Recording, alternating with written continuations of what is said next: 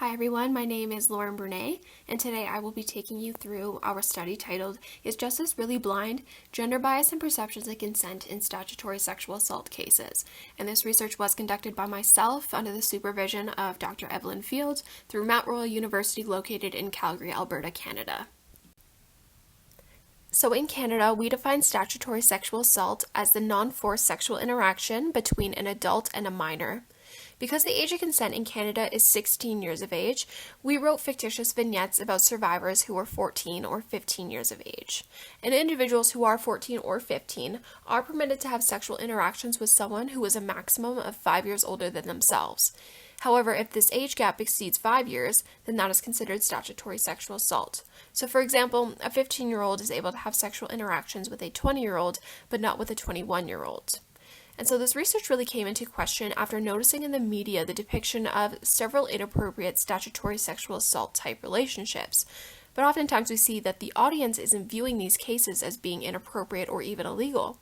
Rather, in TV shows like Pretty Little Liars, we see audiences are typically rooting for these types of relationships. And so we thought if these kinds of relationships are becoming normalized in our society, how will this affect people's perceptions in the context of a legal case? So the first thing that we wanted to look at for this study was the impact of the age gaps, and that's because statutory sexual assault is a crime that inherently involves an age gap. So we wanted to see if larger gaps would be perceived differently than smaller gaps. In a previous study by Pizzullo and colleagues, the researchers found that a 40-year-old teacher who was sexually abusing their 12-year-old student would be viewed as more responsible compared to a 25-year-old teacher. And so therefore we wanted to see if these results would translate to statutory sexual assault cases where the perpetrator is not in a position of power or authority. The next component that we wanted to evaluate was the impact of gender and sex biases, and that's because previous research has shown that the sex of a perpetrator does impact guilty verdicts. And so, in a previous study by Summer and colleagues, participants were given scenarios outlining the exact same description of a sexual assault case with just the sexes of the perpetrators and victims changed. And with that, they found that male perpetrators had about 133% increased chance of being found guilty compared to the female perpetrators. And not only this, but males also received longer sentencing lengths than females. And these gender biases also exist for the mock jurors themselves, because typically we see that female mock jurors are more likely to be pro-victim compared to their male counterparts, and males are typically more likely to victim blame. And some other recent studies have also shown that female mock jurors rated a defendant as being guilty about 7 times more often than male mock jurors did. And therefore we wanted to see if this pattern would also happen for statutory sexual assault cases as well. So the last component that we wanted to look at in this study was if one's own attitudes and behaviors around sexual consent impact perceptions of guilt for this type of sexual crime. So sexual consent is the freely given verbal or nonverbal agreement to engage in sexual activities with another individual or group of individuals. And we thought it would be important to evaluate how one's own views regarding consent plays into their perspectives of these types of crimes, as this is not something that's been explored extensively in the existing literature. And so with that, we generated 4 hypotheses. The first being that 15-year age gaps would be treated more punitively than 6-year age gaps. The second being that male perpetrators would be treated more punitively than female perpetrators. The third hypothesis is that female participants would be more punitive than male participants in their ratings of guilt and punishment recommendations. And our final hypothesis is that participants with positive attitudes of sexual consent would be more punitive with their ratings of guilt.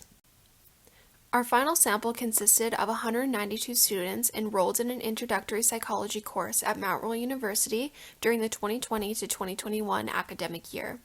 Each participant was randomly assigned to one of 2 conditions. Either they viewed exclusively male perpetrators with female survivors, or they saw female perpetrators with male survivors. We gathered images off of a stock photo website and paired the image of each man to a similar looking woman in terms of things like hair color and approximate age. And then we went ahead and pixelated the images to help reduce any bias in our responses. These images were meant to act as a visual representation of the perpetrator and their sex. These images were accompanied by the exact same vignette across the 2 conditions, and the vignettes described a heterosexual statutory sexual assault case with an age gap of either 6 years or 15 years. After reading each vignette, participants could provide their agreement with the following statement. I believe the perpetrator is guilty, on a 5-point Likert scale, ranging from 1, which was strongly disagree, to 5, which was strongly agree. After this, they would then recommend a punishment of either no punishment, probation time, or prison time, and they would provide a sentencing length if they chose probation or prison. Finally, participants would complete the Sexual Consent Scale Revised, which is a 39-item questionnaire that evaluates attitudes and behaviors regarding sexual consent. Answers are provided on a 7-point Likert scale ranging from 1, which was strongly disagree, to 7, which is strongly agree. The overall internal reliability for this measure is strong with an alpha level of 0.87. We use the 5 subscales as predictor variables for the outcome of the guilty ratings that were provided. And these 5 subscales are perceived behavioral control, positive attitudes towards negotiating consent, indirect behaviors in negotiating consent, knowledge of norms around consent, and awareness of sexual consent issues. So using a paired samples t-test of the guilty ratings, we found a significant difference between 15-year age gaps and 6-year age gaps, with 15-year age gaps being perceived as more guilty than 6-year. And using an ordinal regression, we found that 15-year age gaps were sentenced more punitively with more prison sentences and longer sentences compared to 6-year age gaps. We used a 2x2 factorial ANOVA to evaluate the perceptions of guilt, in which we found no significant differences in guilty ratings between the male and female perpetrators. And we also found no significant differences between the guilty ratings provided by the men and women participants.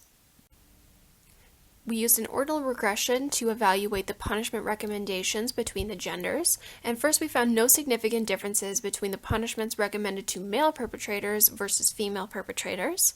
We, however, did find a difference with female participants providing more punitive sentences than male participants, and in the interaction effect, we found that female participants were most punitive towards female perpetrators, and male participants were more punitive towards male perpetrators in the punishment recommendation and sentencing length.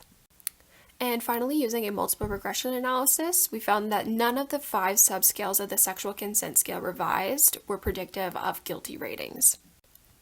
So what are some of the implications for the findings of this study? So in previous research, we've seen that men are more likely to be punished than women, even when the crime they commit is exactly the same. This is part of a phenomenon that's deemed second sexism, in which men are discriminated against in certain systems in Western society, and in this case, that system being specifically the justice system. However, our results actually ran contrary to this, with no significant differences in perceptions of guilt or punishment recommendations being found between male and female perpetrators. So we hypothesized that in our growingly inclusive and equal society, it is possible that women are being held to the same accountability that men are, and that the gender bias for this type of crime may be diminishing.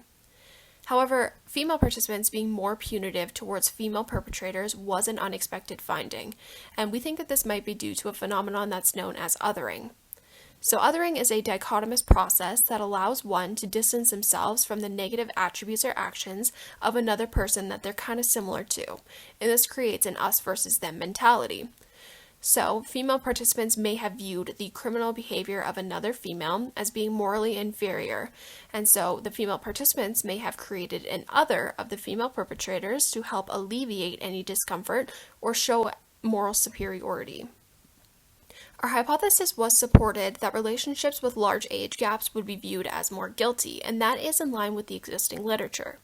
According to a study by Collison and DeLeon, they found that large age gaps in regular romantic relationships were perceived as being unequal, and so it's understandable that this trend would translate to statutory sexual assault cases as well. Our final hypothesis that answers on the Sexual Consent Scale Revised would be predictive of guilty ratings was not supported, and that suggests that one's own attitudes and behaviors regarding consent may not be predictive of how they view offenders of this sexual crime. A limitation of the current study was the fact that all of the vignettes used Caucasian, heterosexual, and cisgender victims and perpetrators. Therefore, future directions for this type of research should include other characteristics as well, such as different races, genders, or sexual orientations. All in all, we must assert that understanding consent in all types of relationships, including this type, is incredibly important, especially in the pursuit of justice for survivors. So thank you so much for listening to our research presentation, and we hope that you enjoy the rest of the conference.